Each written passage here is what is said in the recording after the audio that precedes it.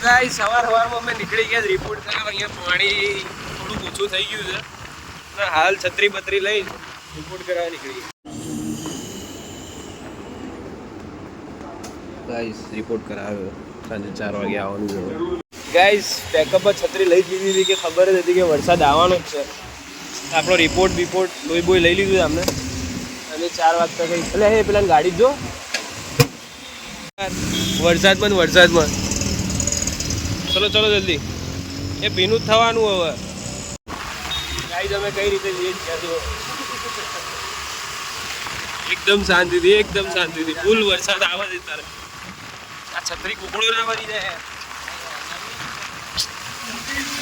Boat એટલે લેવાની હતી અરે નવી લાવી દે રો ને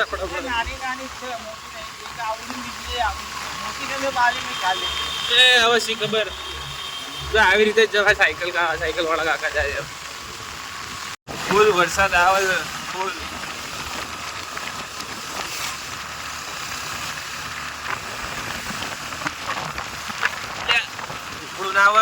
શાંતિ રાખા છત્રી હારે બહુ ઊંચા નીચી થાય. તો ગાઈસ અહીંયા ફૂલ કાલે પાણી હતું બધું ઉતરી ગયું આજ સવારે. ક્યાં ગયો લક્ષુ? અમાય જા તું જા. બટેકા ભૂંગળા બોલતો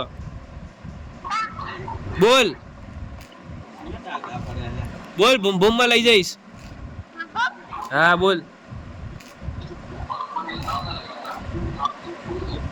બટેકા ભૂંગળા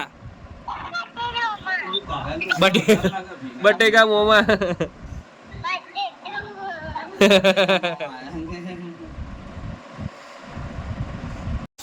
ગાઈસ બહાર ફરીથી થોડોક ઝરમર વરસાદ ચાલુ થઈ ગયો છે. આપણે ઘેર આવી ગયા ફટાફટ રિપોર્ટ કરાવીને. હમણાં 4 વાગે રિપોર્ટ આવશે, જોઈએ શું નહીં. તો ચલો જમી લઈએ. શું બનાવ્યું છે? કાજુ કતરીનું શાક, બટેકાનું શાક, ખીચડી અને રોટલી. ચલો જલ્દી.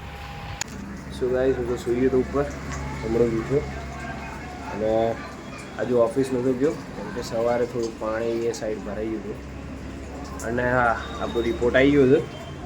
સો રિપોર્ટમાં કંઈક કમળો હતો એ સાવ ઓછો થઈ ગયો હતો અને ડૉક્ટરને બતાવ્યું તો ડૉક્ટરે કીધું કે થોડું ખાવાનું સ્ટાર્ટ કરો, લાઈક 2-3 રોટલી અને બહુ ઓછી માત્રામાં દૂધ, બહુ જ ઓછી માત્રામાં, એટલું બધું બી નહીં, લાઇટ એકદમ.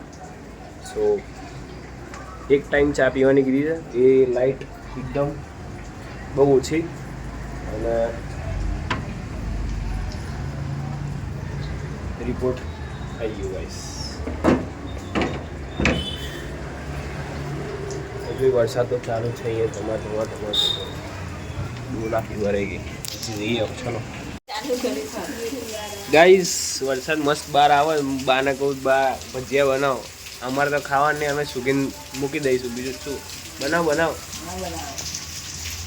અરે સુગીન મૂકી દઈશું અમે એક કરી.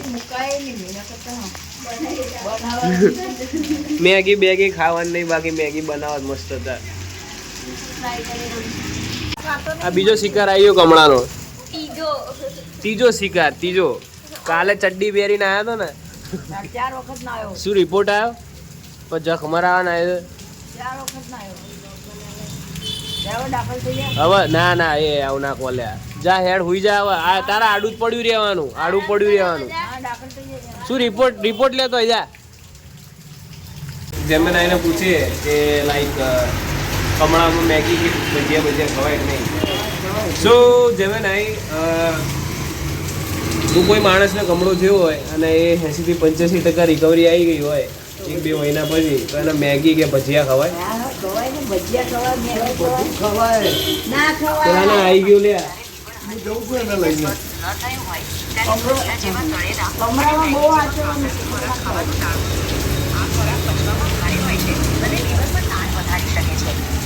સંપૂર્ણ પુનઃપ્રાપ્તિ માટે હળવો અને પચી જાય તેવો ખોરાક ભજીયા ના ખાવાય?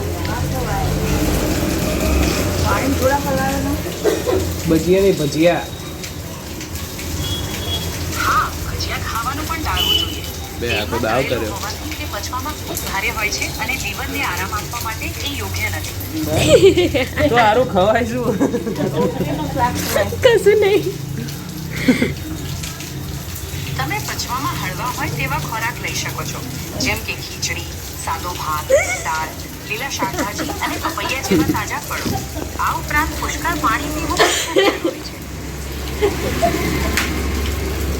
પણ મેં કીધું જ ખરા કે 80 થી 85% રિકવરી આવી ગઈ હોય તો એને શું ખવાય આમ? 80 થી 85% રિકવરી આવી ગઈ હોય તો પણ લીવરને હજુ પૂરતો આરામ આપવો જરૂરી છે. આ સમયે તમારે ત્રાસ છે. તેલ, ઘી કે મસાલાવાળો ખોરાક તેમજ બહારનું ખાવાનું ટાળવું જોઈએ. તેની જગ્યાએ તમે પચવામાં હળવા હોય તેવા પદાર્થો જેવા કે મગની દાળની ખીચડી, છાશ, સાદો ભાત, પૌવા અને ઓટ્સ જેવી વસ્તુઓ ખાઈ શકો છો. પણ મને તો ડૉક્ટરે કીધું છે કે તમારે 1-2 રોટલી ખવાય, શાક ખવાય, ખીચડી ખવાય. પછી કાલ તો મેં ખમણ બી ખાધા હતા. એક મહિનો થઈ ગયો. પણ મને કમળો થઈ 1 મહિનો થઈ ગયો અને લાઈક માટે 1-2 અઠવાડિયા થયા. તો એ પૂરતું મને કંઈક શું ખવાય શું ના ખવાય ડુ એન્ડ ડોન્ટ્સ આપો. જો ડોક્ટરે કહ્યું હોય તો તમે રોટલી અને શાક ખાઈ શકો છો. તો હવે ડોક્ટરે જે કહ્યું છે એ સિવાય ધ્યાન રાખવા જેવી બાબતો જોઈએ તો તમે મગની દાળની ખીચડી, સાદો ભાત, છાશ, પપૈયું, સફરજન અને કેળા જેવી વસ્તુઓ ખાઈ શકો છો. પુષ્કળ પાણી પીવું પણ ખૂબ પાણી જરૂરી પીવાનું છે. પુષ્કળ પીવું છે. પાણી કે પીવાનું. મસાલાવાળો ખોરાક, તળેલી વસ્તુઓ, પ્રોસેસ્ડ ફૂડ અને એ પાવડરનું પાણી બનાવો એ ના કરે.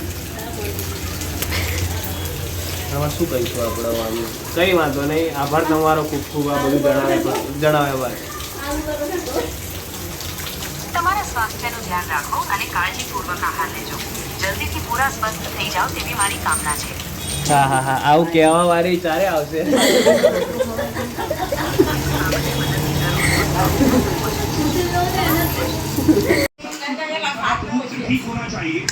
જો હમણાં જ આપણે યાદ કર્યા હતા ભજીયા અને બાજુમાંથી ભજીયા આવી ગયા પણ આપણે ખાવાનું તો થાય ને. લો ખાઓ.